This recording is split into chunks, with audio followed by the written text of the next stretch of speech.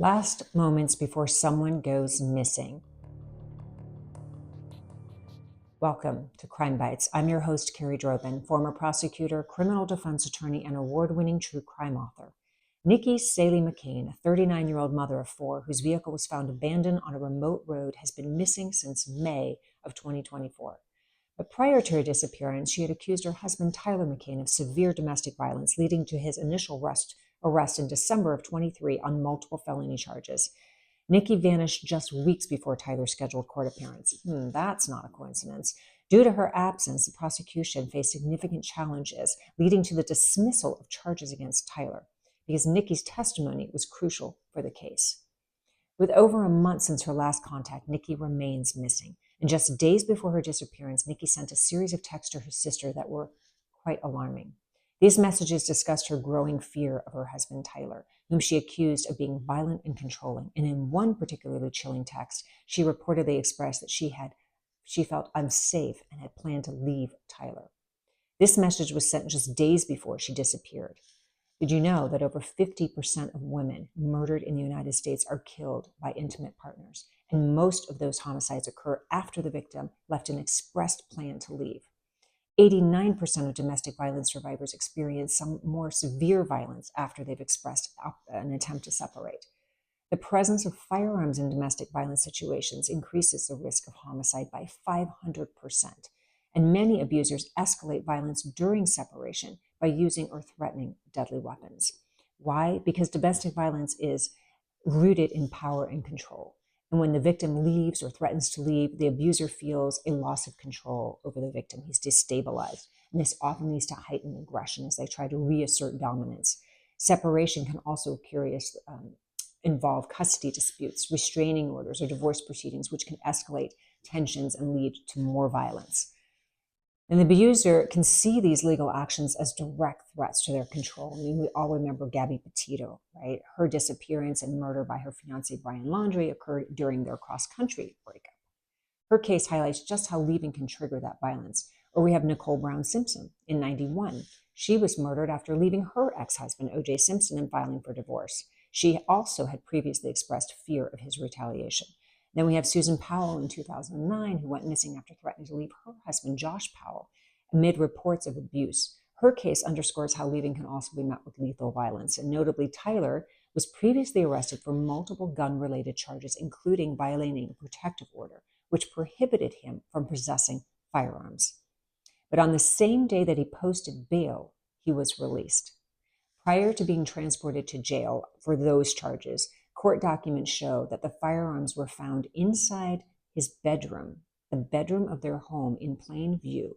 And at the time, he was not yet prohibited from possessing the guns because they were going there for a protective order, but he was prohibited from possessing stolen guns. And records revealed that one of the firearms found in that bedroom was an AK-47 style rifle, reported missing out of Oregon. Surveillance footage from nearby locations showed no evidence of Nikki herself leaving the area on the day that she vanished, but Tyler was observed in suspicious activity around the same time frame. So who is Tyler? He's a former military contractor who had worked overseas for years before returning to California. And at the time of Nikki's appearance, he was unemployed, another red flag, but he was reportedly living off savings. Despite his outwardly calm demeanor, another red flag, family and friends of Nikki's described him as controlling and volatile, particularly in the months leading up to her disappearance. So after she disappeared, Tyler's behavior raised even more concern. Friends and family noted that he seemed unemotional and detached, right? Who does this sound like? Even as search efforts intensified, detectives also noticed oddities in Tyler's actions, such as selling some of her personal items, right? Who does that? And refusing to cooperate fully with the investigation. One striking parallel between Tyler is the case of Drew Peterson, the former Illinois police sergeant whose fourth wife, Stacy Peterson, vanished in 2007. And following her disappearance, Peterson also displayed an eerie lack of concern, and he sold Stacy's belongings. He gave contradictory statements to law enforcement. And while Stacy's body was never found, Peterson was later convicted for the murder of his third wife, Kathleen Salvo. And how can we forget Scott Peterson, whose pregnant wife, Lacey, went missing in 2002? And in the weeks following her disappearance, Scott sold Lacey's car, flirted with another woman, and seemed more focused on self-preservation than finding his wife. Unlike in Nikki's case, Lacey's body was, of course, eventually recovered, and Scott was convicted of her murder. Nikki's car, interestingly enough, is found near Redding, California, the same location where Sherry Papini, remember her, claimed to have been abducted in 2016. Now, Papini's case, which is famously dubbed the Gone Girl case, turned out to be a hoax. She staged her own disappearance and fabricated a kidnapping story to cover up personal issues. So, what could this coincidence mean to Nikki's case? I mean, it is bizarre that it's in the same location. There's no evidence to suggest that Nikki staged her disappearance. Investigators have to consider every possibility, right? The location adds a layer of intrigue to her case. I mean, is it purely coincidental? Is it Nikki's disappearance? Could it have been staged or made to appear similar to Papini's to mislead investigators? I mean, that's pretty diabolical. Detectives often explore the copycat possibility in such cases, right? Through the circumstances surrounding Nikki's disappearance suggest foul play rather than a hoax. So, can a prosecution proceed without a victim's testimony? In domestic violence cases, while it's challenging, prosecutors can sometimes move forward without the victim. But this often involves relying on physical evidence or eyewitness accounts or prior statements made by the victim. In homicide cases, the absence of a body presents even more significant challenges, but it doesn't necessarily make the prosecution impossible, right? This is known as the no body cases, right? Nobody cases. These require prosecution to build a case based on circumstantial evidence. So forensic findings, witness testimonies, advances in forensic science have made it technologically feasible to secure convictions in such cases, but it is challenging. So detectives will focus on several elements. They'll focus on timelines, right? Trying to establish a detailed chronology of the victim's last known activities that suggest her whereabouts.